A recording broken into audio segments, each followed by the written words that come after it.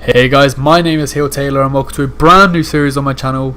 Yeah, I'm actually bringing back the channel. It sort of disappeared 3 years ago when the ECW save died because the problem with the ECW save is I started playing it off screen and like it was stupid of me to do because it was pointless and it was meant to be a save that I showed on YouTube, but I got really into it and I realised that was stupid. I was young back then anyway, so I didn't really care. But I'm bringing you a new save today, and basically, really hope you like it. It's going to be WWE, and I'm hoping this goes for loads of episodes. The format of this is going to be one Raw and SmackDown in every episode, unless it's a pay-per-view, then it'll be the pay-per-view on its own. And yeah, that's all I have to say. We're going to follow a moderately realistic theme for the start of it, and it might go on a tangent eventually, but yeah, no, I've just booked the first two shows and I've recorded them prior to this because I forgot to do the intro bit. But I really enjoyed it, so I'm hoping I'm going to keep enjoying it and all goes well. So I'll see you when we get into Raw. Okay, so we're getting into our first Raw here, as I probably said in the intro, because I haven't actually recorded that yet. I'm going to record that after I've done Raw and SmackDown. I'm going to be doing both Raw and SmackDown in every episode, unless it's a pay-per-view or it's just going to be the pay-per-view. But yeah, so we're kicking off with Kurt Angle, Roman and Sami. So basically Angle's in the ring being like, welcome to Monday Night Raw. Roman's going to come out and be like, where's Brock Lesnar? I don't know where Brock Lesnar is. And it's going to be like the classic what they're doing in WWE at the moment. Because as much as I'm fixing WWE in this save, I'm also got to pace myself. It's got to be moderately realistic. And so basically Angle's going to be like, dude, you've lost to Roman Reigns how many times? No, you've lost to Brock Lesnar how many times? Do you really need another match? He's like, I deserve one. So he was like, fine, I'll give you a number one contenders match in the main event against Sami Zayn. And Roman's like, alright. So, next segment, 98, that's bloody good already. 51D plus, didn't expect this to be great, but and about had subpar wrestling a little heat. Office Pain defeated Slater and Rhino in 11:53 when Akam defeated Rhino by pinfall the last chapter. I really like the Authors of Pain, but they're going to be a pain to build in the save, but it'll be fine. Don't know why Razor's is dramatically better than Akam, but we'll go with it. 54 for Rhino, not too bad. 48 for Slater, as expected. Slater improving. Yeah, 51D plus. First match of the series. 62C, this is obviously because of Charlie Caruso, why it's so horrible. But she improvised well, so it's not bad. Seth suits to his gimmick. I'm going to have a lot of gimmick changing to do. But Rollins was a real star. Caruso looked dreadful, brilliant. Anyway, so basically, this is Rollins backstage. He's like, hi, my name's Seth Rollins, I burn it down. I've made the IC title good, which he has, even though in this mod I'm playing, he currently hasn't lost it to Dolph Ziggler. And we're not going down that route. As much as I'm really happy it happened in real life, I think that will elevate Seth, and then Ziggler will go on to be a really good champion, feud with McIntyre over it. Hopefully then put McIntyre over and everyone will be happy. But yeah, basically Seth's like, I'm about to go to the ring. Whoever follows me out there is getting an IC title match. So next segment, 62C, could have been better, but Charlie Caruso obviously interviewed him. That probably dragged it down, but like I said, keeping it realistic. And the 78B, that's really good. 86 and Rollins, sick. Mike Kanellis 50, as expected, but yeah, I really like Mike Kanellis, and I'm kind of into his whole love gimmick at the moment, and it's not too bad, but apparently he's not suited to it. In a decent match, Rollins defeated Kanellis in 2 minutes and 30 seconds by pinfall with pedigree. Rollins makes defense number 1 of his Intercontinental title. Now, I was going to say something. Okay, yeah. Do I put Mike Kanellis' name back to Mike Bennett and cut off Maria, or do I keep it going? Let me know what you think of that, and yeah, we'll see. 78B, really good match. Next segment. Rollins is celebrating his victory in the ring, and all of a sudden Chad Gable runs in and attacks him, beating Rollins down into the mat.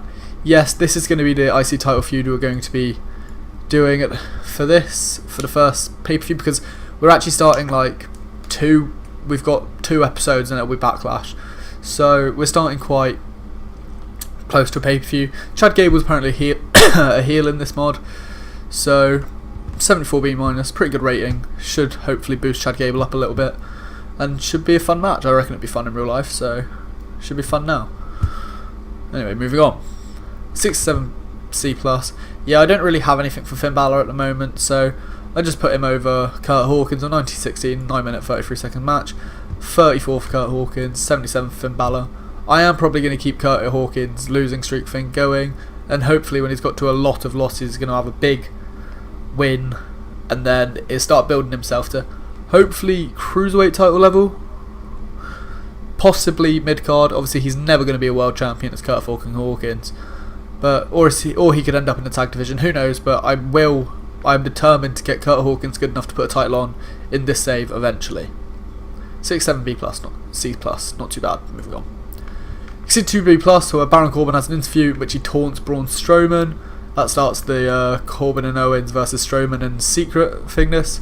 Basically, I'm not really trying to hide much in this save. Like, I'm trying to play the game as I would play the game, and you get to see it.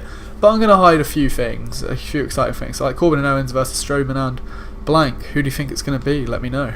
62C, not bad from Corbin. Then in about had decent wrestling, didn't have much heat. Braun Strowman destroyed Mojo Rawley in 6 minutes and 50 seconds with a standing triangle choke. 74 from Braun, 38 from Mojo. Graves and Coachman work really well together at the announcer's table, which is really nice. Strowman's not suited to his gimmick. No one improves. 59C, not too bad. And an 89A, that's really good actually. That's probably because I rated Strowman on Menace in this, so that's probably helped quite a bit. Owens' overness, Corbin's entertainment, but yeah. Strowman chases Corbin out the building, so you know when he does his let's go to the parking lot and I'll throw your car over. He's won his match, he's trying to find Corbin. Corbin's sprinting out the building, and all of a sudden from a corner Owens jumps him, and then the two of them beat him down. But yeah, Corbin looked lost out there, but Strowman looked excellent getting beaten up. Oh, my bad. 89A, good segment. And a 50D plus. Daivari basically comes into Drake Maverick's office and he's like basically threatening to beat the crap out of Drake Maverick if he doesn't give him a cruiserweight title match. So Drake Maverick's not actually exactly the biggest guy, is he? And it's not like, obviously we know he's a wrestler and he actually has some good skills for him, but in WWE they've never even seen him wrestle, so to a lot of people he just looks like a tiny guy who wears some bloody awesome suits. So yeah, he gives them the cruiserweight title match at Backlash, and that's it. Alexander versus Daivari starts in a 50D plus. Don't expect cruiserweights to be good for a long time in this save, but I'm hoping they do get there. Wow, 17F plus. That was horrible. I forgot about the totally turned off by jobber thing. Didn't expect that.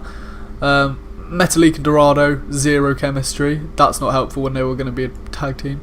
Brought the crowd down. 43 from Gulak, 43 from Daivari, 26 from Dorado, 36 from Metalik. So the luchas were a bit shit, but I'm happy with Gulak and Daivari's ratings. Possibly a tag team if I ever want to take them off of the cruiserweight division, which is a possibility because I really like Gulak. Don't mind Daivari, but yeah. So 17F plus. That's shit, but we'll move on. 71C plus. Backstage, Ziggler and McIntyre approach Kurt Angle and ask for a tag team title match, and Angle's like, "You know how I run the business. You've got to earn these things." McIntyre invented a new catchphrase which will likely boost his ability. It's probably something mixing Scottish heritage with the words show off. Who knows? Scottish off. I don't know. 71C plus, not too bad. Then we go into the number one contenders match, and yeah, decent wrestling, not much heat. Ziggler and McIntyre defeat The Ascension in 15 minutes when Dolph Ziggler defeated Connor by pinfall with a super kick. In terms of in-ring work, Dolph Ziggler was head and shoulders above everyone else, as you expect. Drew McIntyre had 60, which is quite solid. 74 from Dolph, nice. 50 and 42 from Victor and Connor there in The Ascension. I do like The Ascension. I like how they were in NXT, so hopefully I'll build them up to that eventually, but obviously they're no way ready for the tag titles at the moment. So Delete as a World versus Ziggler and McIntyre storyline has advanced. 65C, not too bad. Sami Zayn cuts a promo hyping his upcoming match with Roman Reigns in the main event, 73B minus. And the main event gets a 77B, not too bad considering it had no storyline to it, like linked to it, but it had good heat. 74 from Sami, that's a good rating, a really good rating of 88 from Roman. Roman's your number one contender and will be facing Brock Lesnar at Backlash. So it was the end of the show, 68C plus. Don't have enough interesting storylines going on, not enough attractive women. I completely forgot women's storyline. That'd be why it didn't go too well. Increased our popularity in 3 regions, lost our popularity in 18, but that's fine. That's my fault for completely forgetting the women. That sounds so sexist. I'm sorry. But yeah, I will see you all on SmackDown. Okay, so we're now here in SmackDown, and we're opening up with Shane McMahon and AJ Styles in the ring. Basically, Shane comes out to basically say Nakamura is your #1 contender for Backlash, and AJ comes out. He's like, he's not too impressed with that. He's like, well, why is Nakamura #1 contender? He hasn't exactly earned it or anything. And then Shane just says, AJ, take night off, cool off. So AJ's a bit pissed, but all is good. 78B, not too bad. Then moving to a 63C between the Clones versus the Club. The Club pick up victory in 10 minutes when Gallows defeats Primo with a Gallows pole. Carl Anderson was head and shoulders above everyone with a 66. Luke Gallows hitting a 57, and the Clones both respectively getting a 46. But that's not great, because that's when they have great chemistry together, and that's only a 46. Phillips and Graves, pretty good chemistry when calling matches together, which is all good. Oh my gosh, and there's nothing wrong with their gimmicks here. That's 4 people.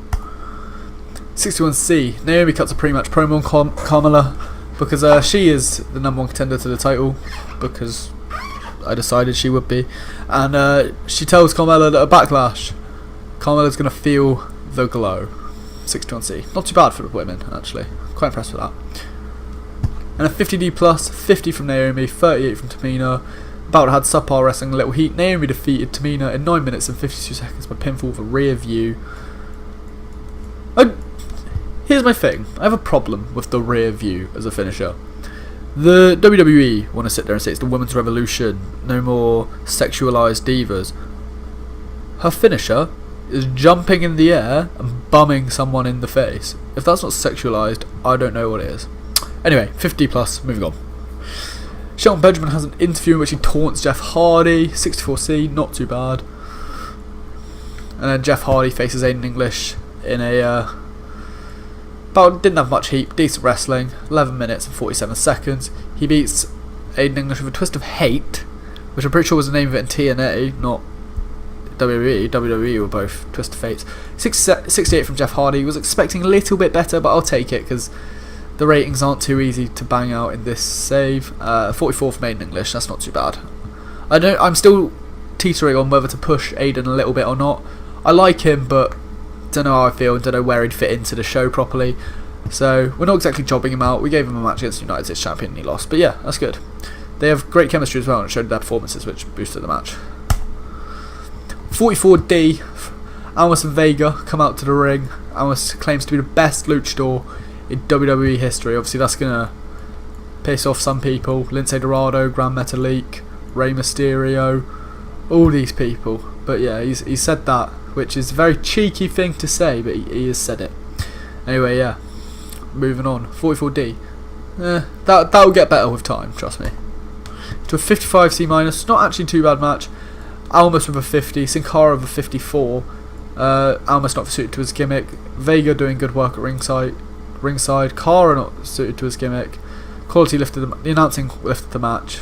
Colour commentary gave match boost. 55C minus, pretty good match. And about had subpar wrestling and little heat. Sin Cara defeated Andrade Cien Almas in 12 minutes and 8 seconds with a quick schoolboy roll up. So he's obviously going to have pissed off Almas there, after all Almas just claimed to be the best luchador in WWE history. And 58C minus, a video plays hyping the Bludgeon Brothers versus the Usos, and I believe next is our main event. Yeah, 77B, pretty good main event. Rowan off his game, Orton not suited to his gimmick, Jimmy Uso not suited to his gimmick, Jey Uso not suited to his gimmick.